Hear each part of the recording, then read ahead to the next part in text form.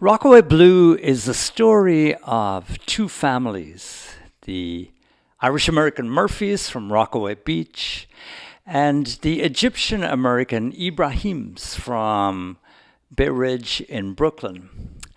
Now, the Murphy family consists of Jimmy, a detective sergeant in the New York Police Department, and his wife, Maggie, an English high school teacher.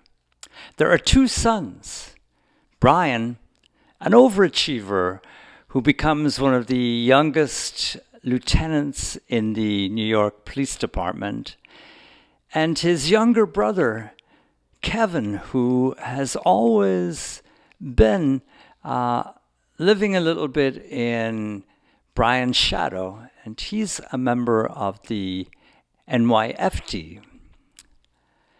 Lieutenant Brian Murphy gets killed on 9/11.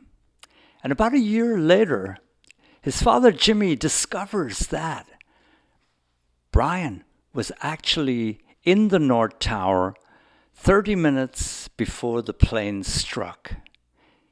He sets out to find out why Brian was there.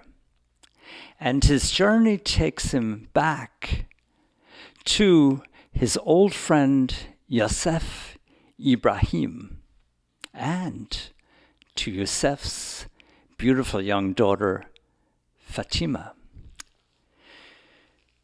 Rockaway Blue begins early one May morning on the Rockaway Beach boardwalk. That first draft of salt sea air always cleared his head. Sometimes he even trekked down to the water's edge and played chicken with the surf and spray, despite Maggie's insistence that the salt corroded his black leather shoes and that he was mad as a hatter not to wear sneakers like everyone else. Jimmy had never cared for sneakers, felt that took the dignity away from a man, and of late, there was little else holding him together. More often than not, he just leaned over the railing on the Rockaway boardwalk and gazed out at the breakers. He didn't need to be that close to the ocean anymore. It was bone deep inside him.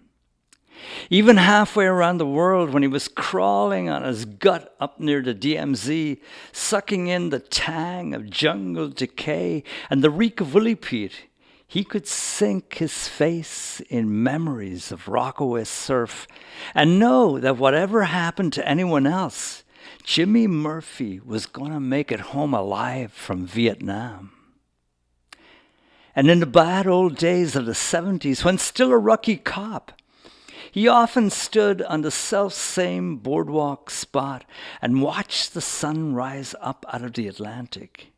And in those jittery dawns, he could feel the first gentle rays burn away all the residual bullshit of the insomniac city. Jimmy never tired of his boardwalk ritual. It always grounded him, for he had the ocean's vastness, hardly more than a stone's throw from his kitchen. That set him and the peninsula apart. But the peninsula was narrow in more ways than one. And from time to time, Jimmy chafed against the resultant insularity. But it was the only home he had ever known. And no matter where he dallied, he always returned to his concrete strip of heaven that perched warily by the side of the unpredictable Atlantic. Next parish, Jimmy? He hadn't heard Artie creep up behind him, but he did catch the note of triumph. The old man had pulled a number on Detective Sergeant James Murphy, 30-year veteran of the NYPD. Yeah, Artie, just beyond the horizon. Jimmy acknowledged a small victory. How's Maggie, Jimmy? She's fine, Artie. Just fine, babe. For the first year or two, that question had set him on edge, even coming from a harmless old beach bum. But on this May Day, 2004, almost 3 years later, well, things weren't nearly as bad. The truth be told, Maggie had caused sensation, bawling her head off on the boardwalk, and everyone else was taking their lumps and sucking it up after the big bang. Mrs. Maggie Murphy, of all people. The English teacher at Stella Maris, always a together one, well-dressed, just the right hint of makeup. Who would have expected it? The whole beach felt bad for the Murphys. They were good people, always there for everyone else.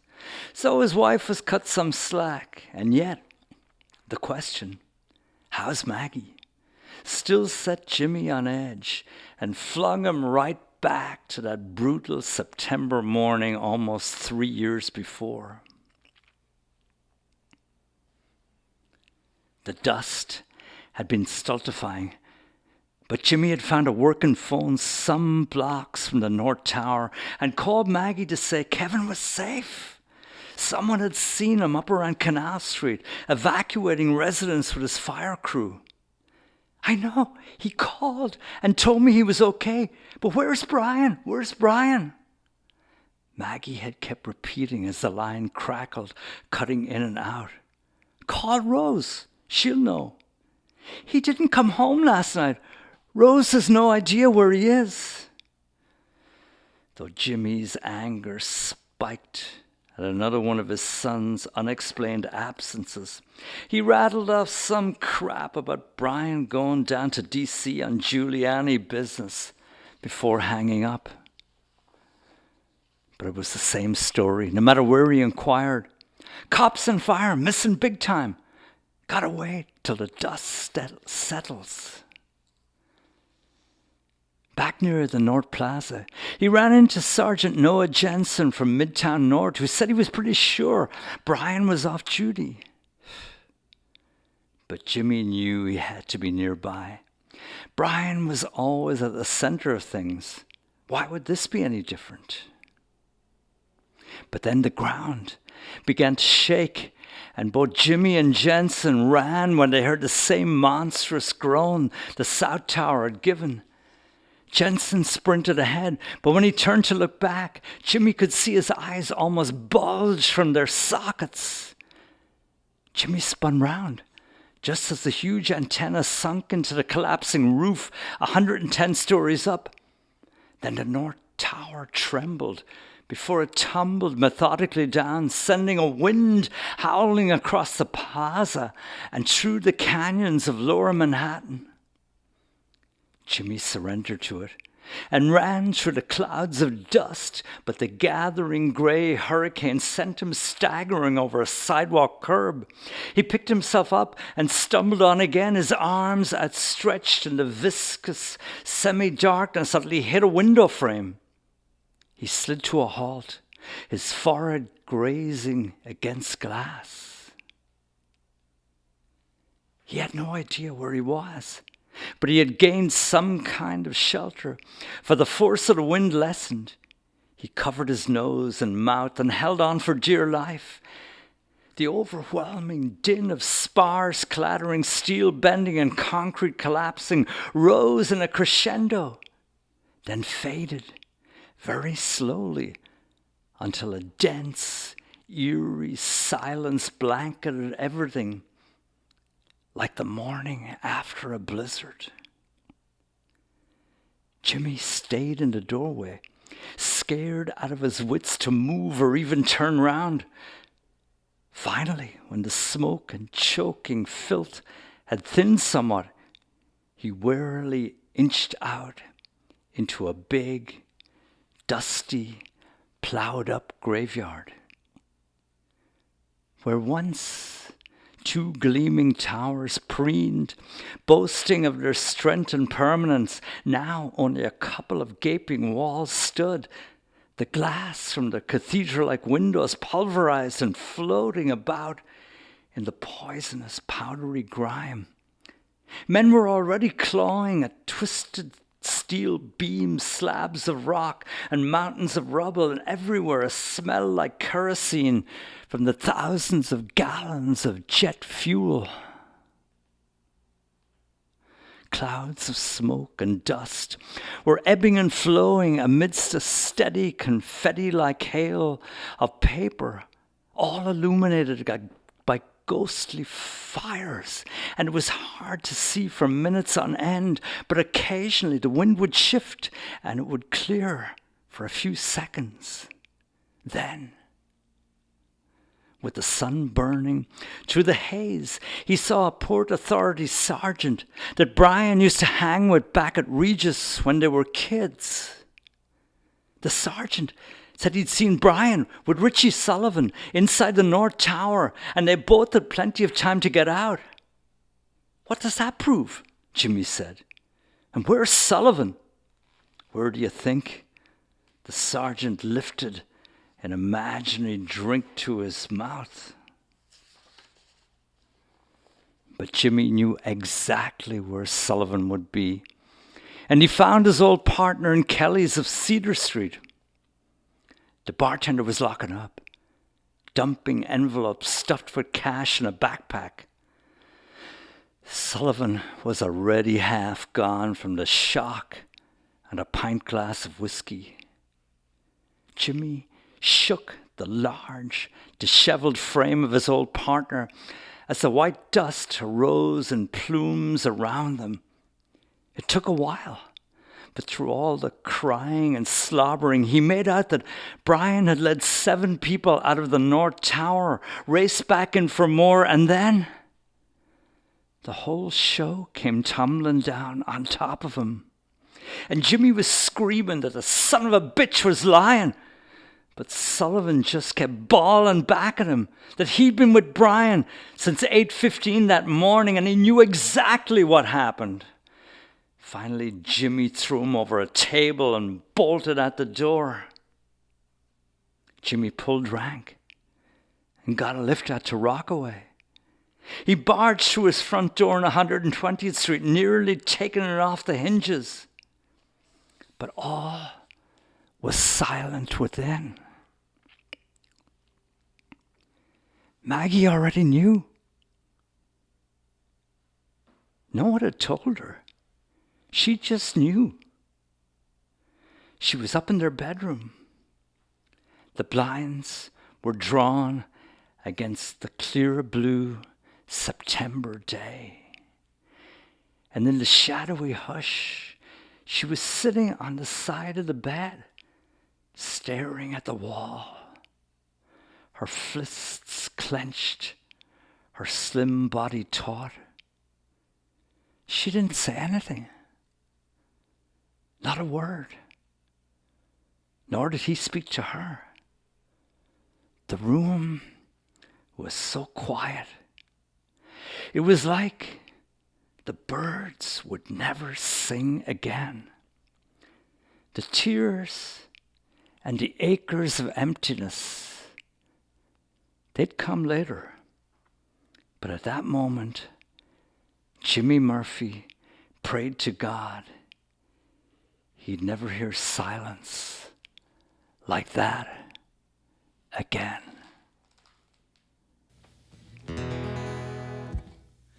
My name is Jimmy Murphy. In Rockaway I was born. Grew up on the boardwalk, never shirked any storm. And drinking and courting, I was there with the best. Gave it my all, no point in giving anything less. At the age of 19, they sent me to Nam. Ended up in a hellhole they called Da Nang. About 20 miles south of them, on one Thursday day, killed a man with my bare hands. I ain't never been the same, but still I go on. Still I survive. 'Cause there ain't nothing better than being alive. Still I go on, doing the best that I can. You got no other choice when you are a Rockaway man.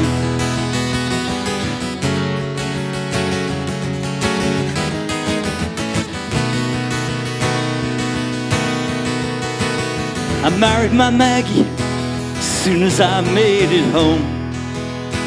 She got me through the nights, never left me alone. We had a couple of kids, Brian and young Kevin. Bought a house on 120th, our own little piece of heaven. I joined the NYPD and I worked my way up to a detective sergeant. Ain't nothing wrong about that. But I couldn't get over the scene in my head of that Viet Cong kid lying there, bleeding, battered and dead. But still I go on, still I survive. 'Cause there ain't nothing better than being alive. Still I go on, doing the best that I can.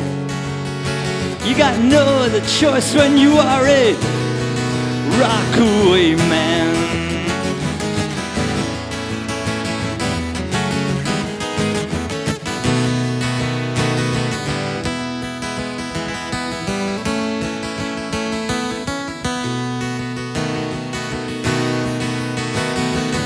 Brian was the apple of his mother's eye. From Regis to Georgetown, he reached for the sky. A rising star, a lieutenant at 30, kept looting his shadow, never felt quite worthy, until one surreal September morning, our world came crashing down without a warning. Brian died a hero, Maggie lost her head. Kept still in a daze, and I might as well be dead. Till the word leaked out, Brian was down the trades. 30 minutes before they got hit by them planes. The hell was he doing there? What was his game? Suit said, let it be, Jimmy. Just drive you insane. Yeah, right. Now I walk alone to these streets of New York. I chucked in the cops, I got my own line of work. I find the truth about Brian, even if it kills me. Hope to God it don't destroy the remains of my family. Yeah. Still I go on, still I survive. 'Cause there ain't nothing better than being alive. Still I go on, doing the best that I can. You got no other choice when you are a Rockaway. You're a Rockaway man.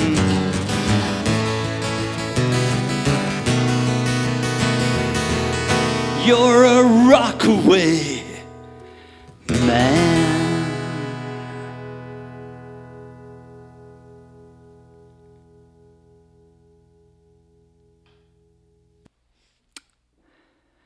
Yusef Ibrahim loved his Mercedes.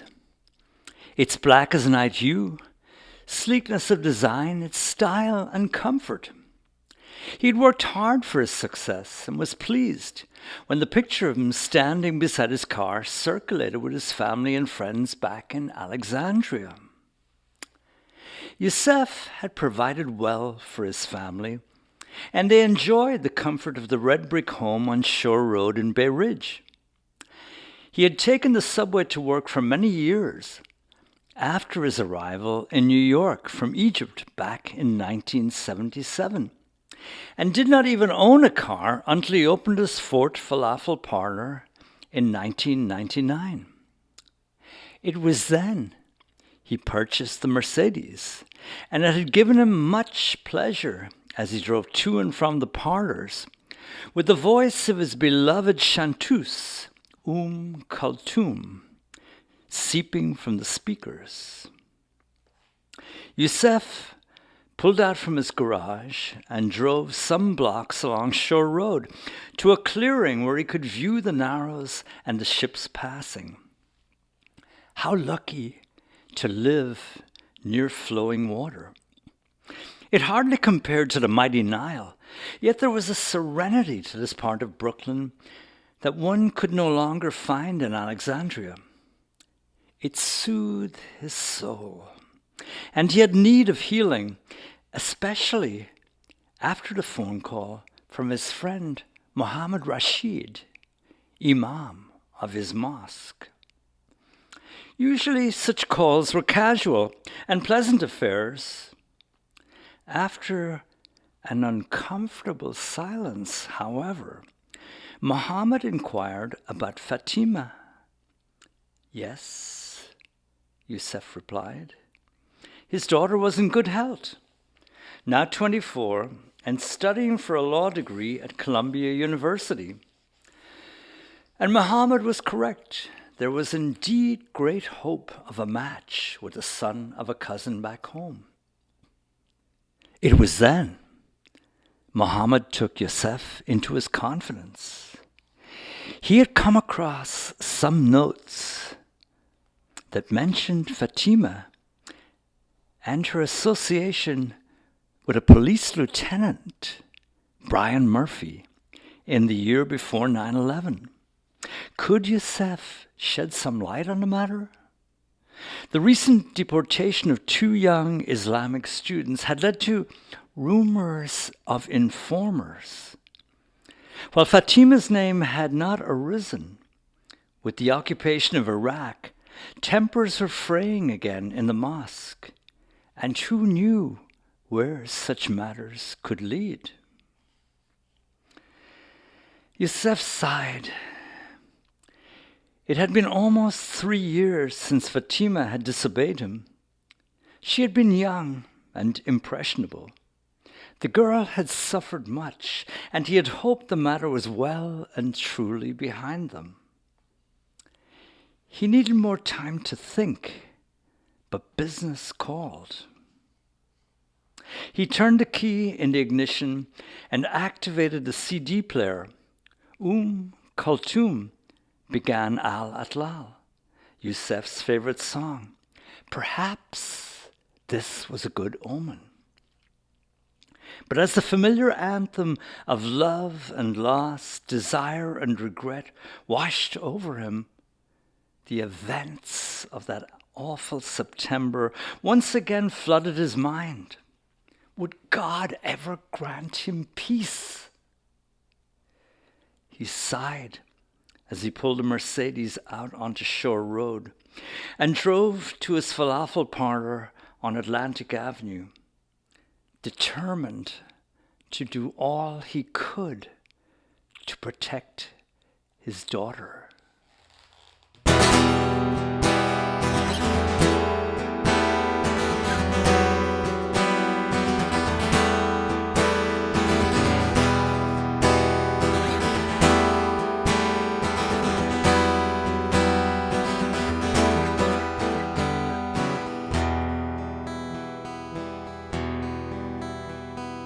Fatima rises at dawn,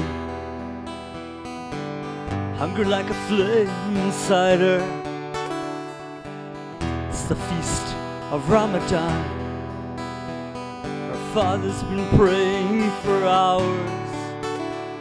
He wears his disapproval, his silence, cold but hysterical. Saw her last night with that Christian boy. His world falls apart in America.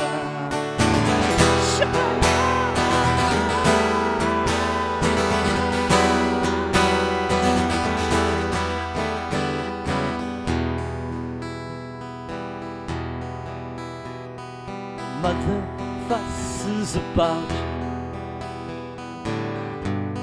Brother laughs in the kitchen. Phone explodes on the wall. Oh my God, don't let it be Michael. Our father's glare is like violence. Who else would break the tradition except someone who laughs at our holy ways, tears us apart in America. Fatima, you're breaking his heart. He doesn't understand your dilemma. A girl becomes a woman alone. Those who love her can no longer help her. Why didn't they tell him back home? Things fall apart in America.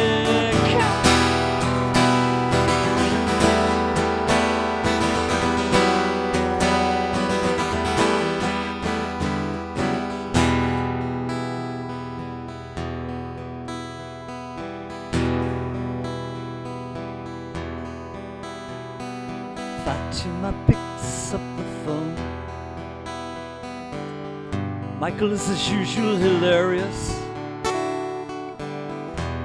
Listens in silence and wonders why American boys are oblivious.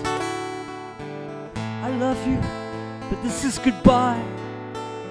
There are too many rivers between us. Father, forgive me, you're right. Things fall apart in America. Fatima, you're breaking his heart. He doesn't understand your dilemma. A girl becomes a woman alone. Those who love her can no longer help her. And Michael stares at the phone as things fall apart in America.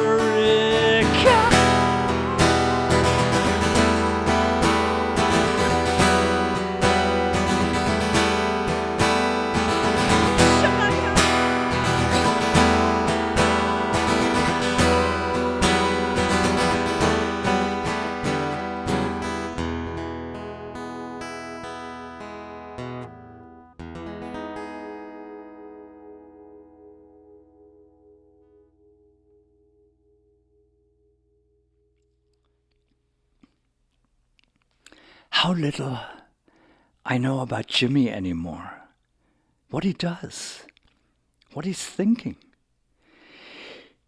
He's been a closed book for so long, I barely know how to open it. By the same token, I've no idea what he thinks of me, his loving wife. He probably imagines my troubles began when Brian died, instead of when it first dawned on me that I'd never be more than an English teacher in Rockaway. Never write books like Edith Wharton or Edna O'Brien. But back then, I had 2 lovely children and a devoted husband. Then, the world struck like a hammer and took our Brian away. I wasn't there for Kevin, though I could almost hear him crying out for me as I'd pass him in the hallway. But my world collapsed, along with the North Tower. And now, I can even feel Jimmy slipping away. Does he really think he's pulling the wool over my eyes with the young Irish woman in Dolan's? Brian never confided in me about his dalliances either. He didn't have to. I always knew. In his last weeks, I could feel Brian needed to talk. But just when he'd be about to confide in me, his phone would ring or someone would interrupt. So I wasn't surprised to find his car waiting outside on my first day back at school after summer vacation. As usual, he acted as if everything was under control. But I could tell he was in turmoil. He finally admitted there was a problem. At first, I didn't take him seriously when he told me he was being followed and was fearful about it. But he wouldn't elaborate. I called him a number of times in the last days, but he insisted he'd been exaggerating and that I should forget all about it. Then came the attack and the madness that followed. Whenever I tried to concentrate on what Brian had said, my head would start splitting. I should have told Jimmy back then, but even now, I can't bring myself to mention it. He's so obsessed with his own imaginings. After his conversation with Yusef, Jimmy couldn't bear to get on the subway, much less head back to Rockaway. Nothing made sense. Brian might have had a roving eye, but he wasn't crazy. And yet, Yusef was no screwball. He wouldn't want to disturb Jimmy or his family with some outlandish accusation, unless he too was hiding something. Jimmy turned on his heel and strode along Montague Street, past the dark certainty of St. Anne's Church. When he reached the promenade on Brooklyn Heights, he stared out across the East River at Manhattan. Though the view was postcard perfect, he couldn't get past the glaring emptiness where the Twin Towers had stood. Eventually, he tore himself away and decided he'd clear his head with a walk across the Brooklyn Bridge to Manhattan. It was cooler up on the wooden planks as the sun broke through the clouds and began to descend on the cranes and docks of New Jersey. Already the rush hour cars and trucks were jammed both ways on the bridge, and the train rumbled underneath on its way to Manhattan. As he neared the middle of the bridge, he could pick out the ferry plowing its way across the swell from Staten Island. And in the distance, the spires and domes of Ellis Island glowed in the fading sunlight. The setting sun was indeed working wonders, casting Manhattan's skyscrapers into coppery, hoppery shades and setting a myriad of windows afire. He'd never heard of Edward Hopper until Brian gave him a poster of Nighthawks with its moody, nocturnal diner. After that, he couldn't get enough of the guy, for to Jimmy's eye, Hopper captured the unease of the city's silent soul. Ever since boyhood, Brian had his own agenda, but he always left clues, dropped hints, and enigmatic smiles so that you could piece things together. Jimmy could tell he was missing something. But no matter how much he racked his brains, he couldn't identify it. A wave of weariness broke over him. Maybe he was washed up. He wondered if he should call it a day, surrender to the poison of that big scar in the ground over on West Street, and let all memories and suspicions remain banked there. But he knew he couldn't. He had to persevere. And so he strode on as the watery sun lit up the sails and riggings of the lonely remains of Walt Whitman's schooners. And with each step, he became more in tune with the madness of Manhattan and the freedom it had almost promised those who rejoiced in being different. Manhattan had always been open to those who had tiptoed across some imagined moral fault line. Those people like Brian, who strayed from the accepted path, from pursuing a goal. But Brian wasn't around anymore to lift the veil from suspicious eyes. He wasn't available to vindicate himself. If the word got out about Yusef's accusation, many would change their opinion of him. The hell with it. Jimmy swore he would get to the bottom of what his son had been up to. With that vow taken, his mind cleared, and he hurried on to the end of the bridge and into the depths of lower Manhattan.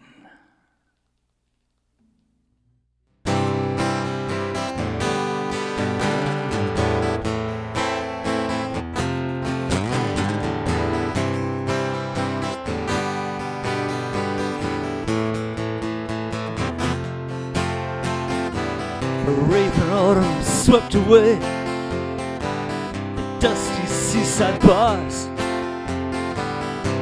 left scowling in their wake this little field of scars. Don't bother listening to the sirens and guitars, 'cause those keys jingling in your purse belong to someone else's stolen car.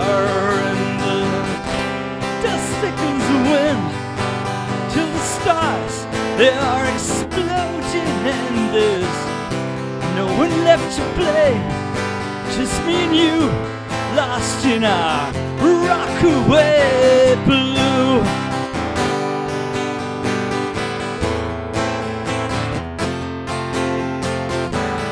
What the hell you doing here? You knew the show was over. The roadies have removed the gear. Stage show light is broken. There's no one to protect you now from sorrow and from aging.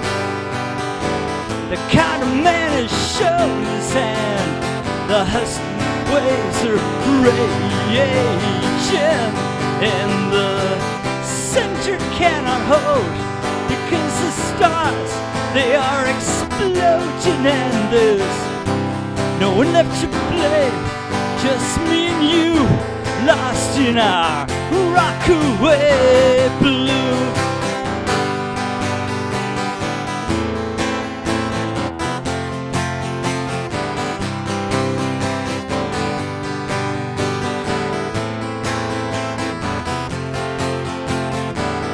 Brown was onto something, babe, but something beat him to it. Now we'll never know for sure if he knew what he was doing. All the ancient armies are knee-deep in conscription. Each of them will pay the price for a disputed election. And the dust thickens the wind till the stars, they are exploding, and there's no one left to blame, just me and you, lost in our Rockaway Blue. What was he doing, leaving us without a plan? Still trying to make sense of it all. Nothing left but to carry on, and the dust thickens the wind till the stars, they are exploding, and there's no one left to blame, just me and you, lost out here in Rockaway, where the center cannot hold, because the stars, they are exploding, and there's no one left to blame, just me and you, lost in our Rockaway, Rockaway Blue, Rockaway Blue, lost in our Rockaway. Rockaway Blue.